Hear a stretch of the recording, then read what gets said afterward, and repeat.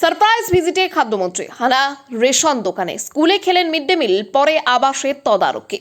প্রশাসনের নজরদারি জোরদার করতে একেবারে সশরীরে ময়দানে নামলেন রাজ্যের খাদ্যমন্ত্রী অশোক কীর্তনিয়া। বুধবার বনগাঁর বোয়ালদহ এবং মণিগ্রাম এলাকায় আচমকাই সারপ্রাইজ ভিজিট করলেন তিনি। সাধারণ মানুষ সরকারি প্রকল্পের সুবিধা ঠিকমতো পাচ্ছেন কিনা তা সরেজমিনে খতিয়ে দেখাই ছিল এই এক ঝটিকা সফরের প্রধান উদ্দেশ্য। পরিদর্শনকালে মন্ত্রী প্রথমে মণিগ্রামের সুখপুকুরিয়া প্রাথমিক বিদ্যালয়ে শিক্ষার্থীদের সঙ্গে মিড ডে মিলের খাবার খেয়ে খাবারের গুণমান এবং পরিচ্ছন্নতা খতিয়ে দেখেন। এরপর তিনি সোজা হাজির হন এলাকার একটি স্থানীয় রেশন দোকানে। ডেকে পাঠান খাদ্য দপ্তরের উচ্চপদস্থ আধিকারিককে। তার উপস্থিতিতেই সেখানে উপভোক্তাদের দেওয়া গমের গুণগত মান পরীক্ষা করেন এবং রেশনের খাদ্যশস্য বন্টনে কোনো কারচুপি হচ্ছে কিনা তাও খতিয়ে দেখেন। পরবর্তী ধাপে বোয়ালদহ গ্রামে তিনি আবাস যোজনার ঘরগুলির নির্মাণ কাজ এবং বরাদ্দ ব্যবস্থা তদারকি করেন খাদ্যমন্ত্রী। ঘর বন্টনে ও নির্মাণের স্বচ্ছতা বজায় রাখা হচ্ছে কিনা তা সরাসরি উপভোক্তাদের কাছে কথা বলে জানার চেষ্টা করেন।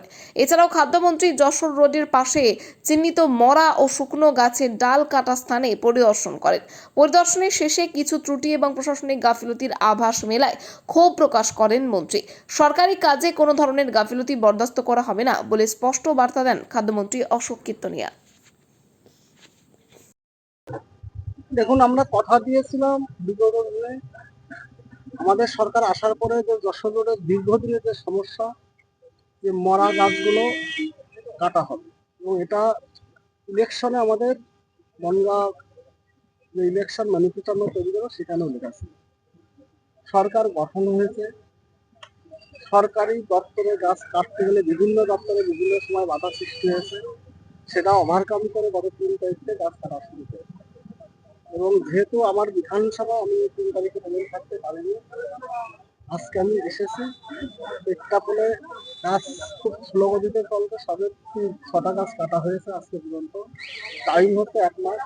যিনি কন্ট্রাক্ট নিয়েছেন তাকে পরিষ্কার বললাম লেবার বাড়াতে হবে এবং একসাথে সব জায়গায় লেবার সেট বাড়িয়ে কাজ শুরু করতে হবে। যদি কাজ শুরু না করে 1 মাসের ভিতর আমরা কাজটা কমপ্লিট করতে পারবো। যেহেতু আমরা যারা যশোর রোডের উপর যাতায়াত করে তাদের কাছে প্রতিজ্ঞাবদ্ধ ছিলাম যে আমরা গাছ কেটে যে বিপজ্জনক গাছ গুলো দাঁড়িয়ে আছে, মৃত গাছ, বিগত দিনে বনগাঁর একটা করতোয়া প্রাণ চলে গিয়েছে, তাদের কাছে আমি কথা দিয়েছিলাম বাড়িতে যে যত দ্রুত শহর গাছ কাটা হবে গাছটা কাটা আসলে সেটাই আজকে দেখতেছি। আপনি তো 1 সপ্তাহ সময় দিয়েছিলেন যে 1 সপ্তাহের মধ্যে কাটা হবে, 1 সপ্তাহের মধ্যেই 1 সপ্তাহ ভিতরেই গাছ কাটা শুরু। প্রাথমিকভাবে কতগুলো গাছ কাটা হবে? 111টা কি 111টা গাছ কাটা হচ্ছে। এর পরবর্তীতে আরেকটা বড় পাট আসছে, আরেকটা লট আসবে, সেটাও কাটা হবে, সেটাও টেন্ডার হবে। মোটামুটি বিগত দিনে যে সমস্যা, দেখুন 15 বছরে তৃণমূলের একটা জমানার একটা তারা চেষ্টা করেনি, সব বাস্তবতা তারা যদি চেষ্টা করতো যে ততটা প্রাণগুলো চলে গেল, তাদের আমরা ফিরিয়ে আনতে পারবো না, কিন্তু সেই প্রাণগুলো কিন্তু আজকে যেত না। তাই যেহেতু আমরা প্রতিজ্ঞাবদ্ধ ছিলাম যে 111টা যে শুরু হলো, আগামীকাল আরো একটা বড় সংখ্যার গাছ আছে, যেগুলো দিতে পারে সেগুলো কাটা হবে। আপনি ওদের আগে বলছেন যে গাছও কাটা হবে, যশোর রোডও বাড়বে, যশোর রোড বাড়ানি ভরসা রাখুন আমাদের প্রতি। গভর্নমেন্টটা ডবল ইঞ্জিনের সরকার, গাছ কাটা হচ্ছে, রাস্তা আগামী দিনে বাড়বে, সেটা ভরসা।